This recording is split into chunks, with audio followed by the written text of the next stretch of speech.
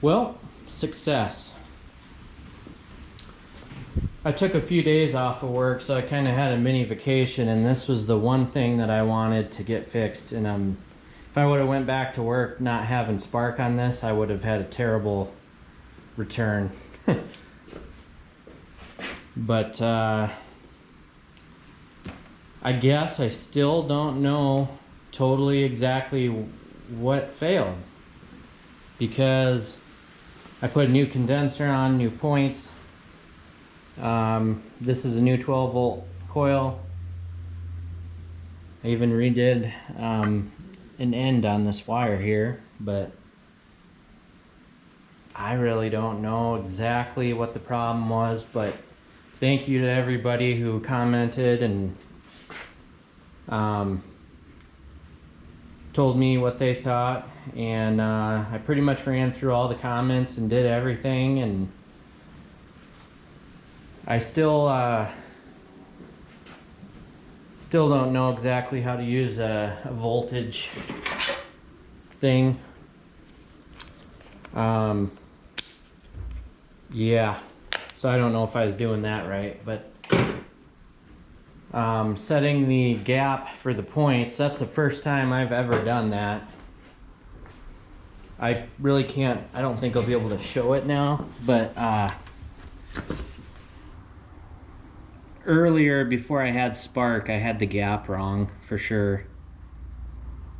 I think it was too big, and as soon as I adjusted it and turned it over, I had spark right away. So I still don't even know if it was the old spark plug, which I kept just in case.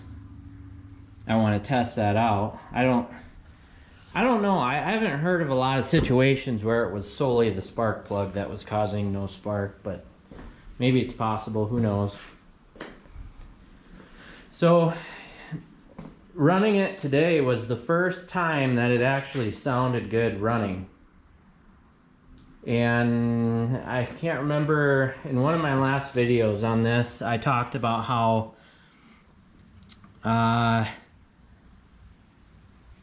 the throttle was a little bit goofy, and the first time I ran this, I might have even had the choke on, to be honest with you. Which it tells you if it's on or off on here. I know that, but I don't know. But it ran really well. And I have not touched the carburetor on it yet. I have a slight leak under there. So I was gonna, before I lost spark, I was planning on fixing up the carburetor. But honestly, it sounds so good, I don't really want to mess with it. And that little leak of gas, I'm not terribly worried about right now.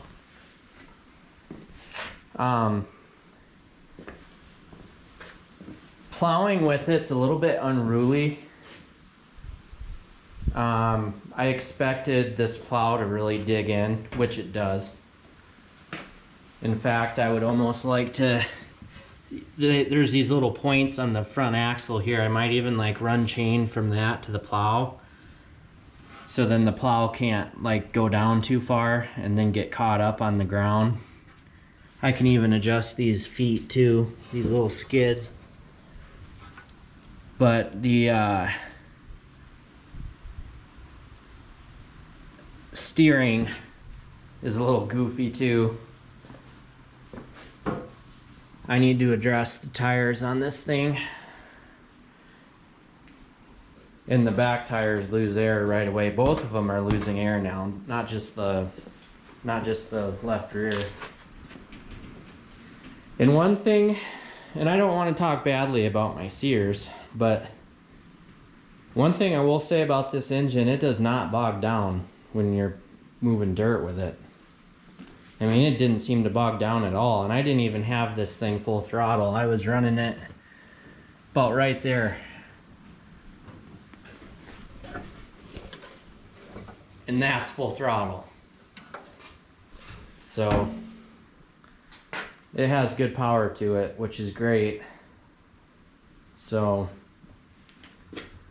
but yeah, so now that I have spark back, I can refocus on some other stuff. I was pretty upset about it not running, and I didn't want to focus on anything else until it ran.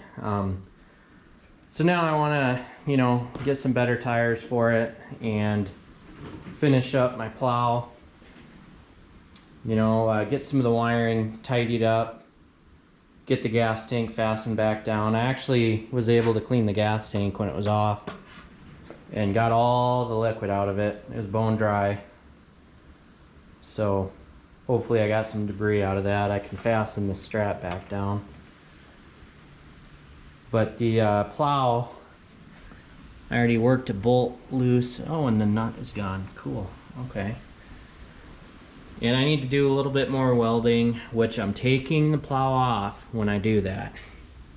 I'm not even gonna just disconnect the negative cable. I'm taking the plow off of the tractor when I weld on it. I hate electrical, I hate it. I got 20 feet of wire to do, you know, put some new wiring in so I don't have crap like this. Bunch of little points where it makes you paranoid that something's loose. I want to make sure all that is good. I got some new connectors, whatever you call those things. I have a very odd shaped coil mount, so I can mount this coil on there and it's not just bouncing around. My zip ties didn't even work properly. I kept the old spark plug. I might throw that in sometime and see if it still has spark or not. I really doubt this plug is bad, but I kept the old points, and I did that because they're fun to look at. When you're on the ground next to this looking at the points and it's dark and stuff, it's kind of hard to see what you're doing, but now in the light it's really interesting how these things work. Really old school, but I mean, it's the way things were. A little bit of corrosion on top of this. Who knows if this was really what was bad, but kind of cool. And I have a 6-volt coil that I don't know what to do with.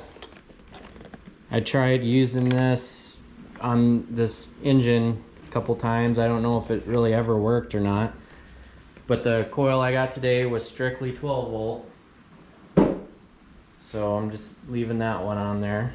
But anyway, again, thanks everybody, you know, for your feedback and your advice. So stay tuned for more videos on this project. Thanks for watching.